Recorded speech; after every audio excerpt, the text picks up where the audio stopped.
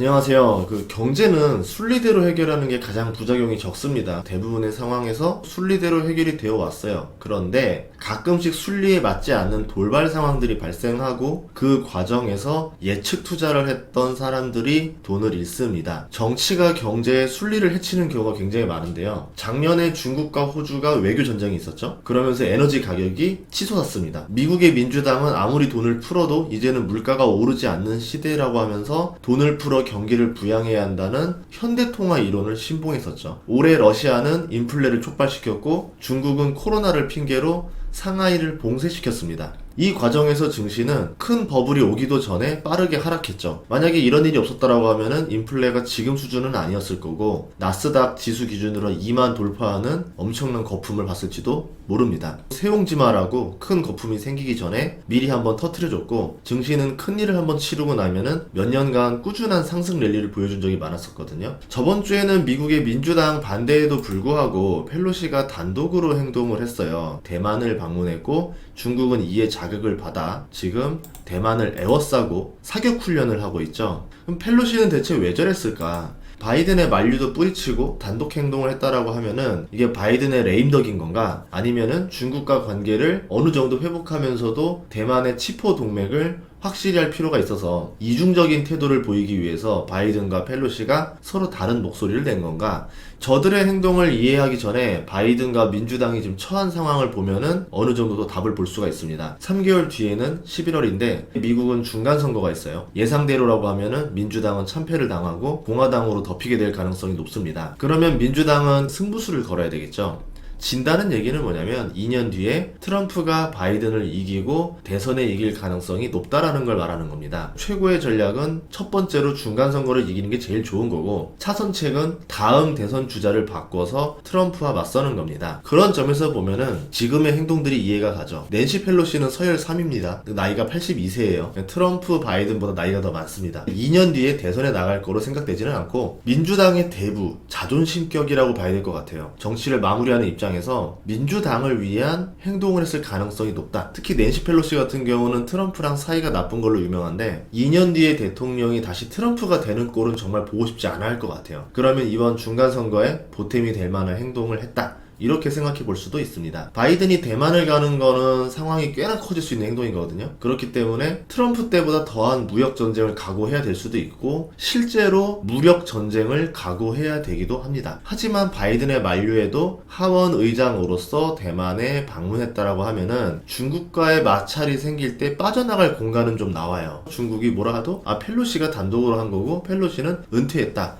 이렇게 빠져나갈 공간이 생긴다라는 거거든요. 그러면서 대중들에게는 민주당이 중국과 적대적 전략을 취했다라는 이미지를 줄 수가 있다라는 거죠. 그러면 중국도 바이든이 방문한 정도로 정치적 보복을 할 수도 없는 거고 그거보다는 약한 수준으로 무역 보복을 할 가능성은 높겠죠. 인플레가 꺾여가는 시점이기 때문에 이 정도는 인플레 지표에 영향을 주지 않을 거라 계산하고 공화당과 민주당 사이에서 고민하는 중도표를 가져올 수 있다라고 생각해서 정치적 계산이 끝난 다음에 행동했을 가능성이 높다라고 봅니다. 4월 달에는 인플레 우려가 심각했었어요. 러시아 사태로 분쟁 조짐도 컸었기 때문에 이때 계획대로 펠로시가 대만을 방문했다라고 하면은 증시에 꽤나 큰 충격을 줬을 수도 있겠지만 지금 같은 증시는 이런 이슈에 별다른 반응을 하고 있지 않습니다. 우리보다 펠로시와 바이든이 지금 미국 경제 상태를 더 잘 알고 있겠죠. 아마도 인플레가 꺾이고 있다라는 판단에서 지금 가도 부작용이 적으니까 정치적 승부수를 걸어볼 만하다 이렇게 판단했을 가능성이 높아요. 만약 중국과 관계가 심각하게 될 거라고 본다라고 하면은 미국 증시가 하락했어야 되고 애플 주가가 크게 하락했어야 되고 테슬라라던가 스타벅스 같이 중국에 대한 의존도가 높은 기업들 주가가 크게 하락해야 되는데 테슬라 주가만 하락했고 나머지들은 큰 하락은 별로 없었습니다. 이런 상황에서 바이든이 밀렸던 숙제를 시작했다 라고 볼 수 있는데 그게 이제 BBB 법안이에요. 이거를 인플레 고통 감축 법안이라고 이름을 바꿨어요. 그래서 표결을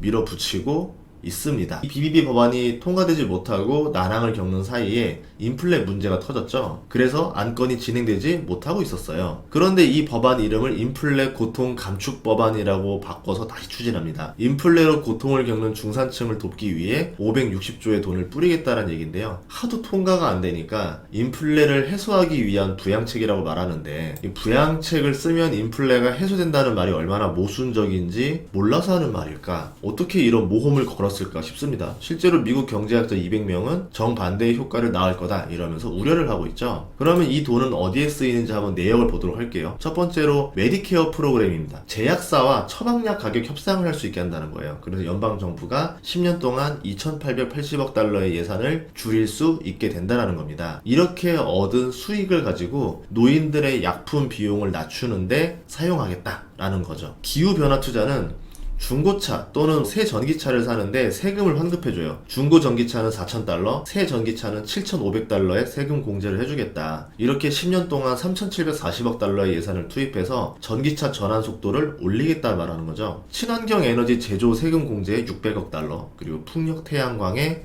300억 달러의 지원을 하겠다. 탄소 포집 기술 그리고 원자력 발전 세금 공제도 실시하겠다라고 합니다. 이를 위해서 초과 온실가스 배출에 새로운 수수료를 부과하겠다. 연방 토지 그리고 연방 해역에서 더 많은 석유 시출을 허락해서 임대 수익을 얻을 수 있도록 하겠다. 라고 말을 합니다. 이 예산의 특징은 어디에서 얻은 수익으로 다시 복지에 돈을 쓰겠다. 이렇게 되는 거거든요. 수입원 중에 또 어떤 게 있느냐, 연수익 10억 달러 이상인 기업에 15%의 최소세를 도입한다는 거예요. 원래 미국은 법인세가 21% 아닌가요? 네, 표준 법인세가 21%임에도 불구하고 세금을 내지 않는 기업들이 존재한다는 거죠. 편법이겠죠. 이런 기업들이 약 200개 이상 있다 이렇게 말을 해요. 이런 기업들이 편법을 쓴다 하더라도 15%의 최소세를 걷겠다라는 겁니다. 그러면 10년 동안 2,580억의 달러가 들어오게 되니까 이 돈으로 복지, 친환경에 투자를 한다라는 발상이에요. 탈세 추적을 방지하기 위해서 납세 서비스라던가 현대화를 해야 된다. 여기에 800억 달러를 투자하게 되는데 이렇게 되면 2,000억 달러의 수익이 나와서 1,200억 달러의 마진을 볼 수 있다. 이렇게 말을 합니다. 그러면 이 법안이 과연 통과할 수 있을까? 이 과정에서 민주당 상원 의원인 시네마의 역할이 굉장히 컸었거든요. 바이든은 원래 법인세를 21%에서 28%로 인상시키려고 했었습니다. 그런데 이거를 시네마가 거부했었죠. 맨치니 의원과도 협상을 주도했었고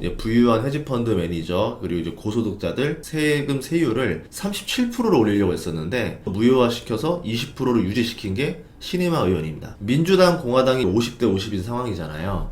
이런 상황에서 한 명의 표가 매우 중요합니다. 캐스팅 보트를 쥔 시네마 상원 의원은 기업들 후원금을 세 번째로 많이 받는 사람으로 유명하다라는 거죠. 원래 극단적인 사회주의 입장을 가진 사람입니다. 녹색당 행동주의자였었는데 집에 수백 켤레 프라다 신발 모으는 게 또 취미일 정도로 프라다 사회주의자로 유명하기도 합니다. 어쨌든 이런 사정을 다 거쳤기 때문에 이번 법안이 통과될 가능성이 높다라고 보고 있고요. 이런 이유들로 인해서 증시가 상승세를 탔던 것도 있었습니다. 단순히 이런 법안이 나와서 전기차가 좋다, 태양광이 좋다, 제약이 좋다 이런 표면적인 말보다 바이든이 이런 승부수를 띄우면 인플레 압박이 커질 텐데 왜 이걸 추진했는가 이거에 대해서 보는 게 더 좋을 거라 생각을 했었어요. 이를 추진한다는 것 자체가 인플레가 꺾이고 있다라고 판단해서 돌을 던진 게 아닌가 저는 이렇게 예상을 해봤습니다. 인플레 감축 법안 때문에 인플레가 심해진다는 뉴스가 나오게 되면은 실제로 10년간의 장기 계획이긴 하지만 이 법안 때문에 인플레가 심각해졌다라는 오해를 받겠죠. 그러면 민주당은 안 하는 것보다 못한 정치적 타격을 받게 됩니다. 그러면 본인들이 생각했을 때 인플레가 수그러들고 있다라 생각하니까 이런 법안을 내면서 인플레를 잡았다라는 성과까지 가져가고 싶다라는 거죠. 실제로 유가가 낮아지고 있어요. 인플레도 다시 누그러질 것으로 보고 있습니다. 점점 인플레 수치들이 떨어지고 있죠. 그런 점에서 저는 민주당이 이번 중간선거까지라도 유가를 낮추고 인플레 수치를 낮추고 증시를 부양해서 선거를 유리하게 가져가는데 최선을 다할 거라고 보고 있어요. 우리가 예상하고 있었던 금리 인상 수준도 정치가 어느 정도 누를 가능성을 보고 있습니다. 물론 이게 영원하게 누르는 게 아니라 중간 선거까지만이라도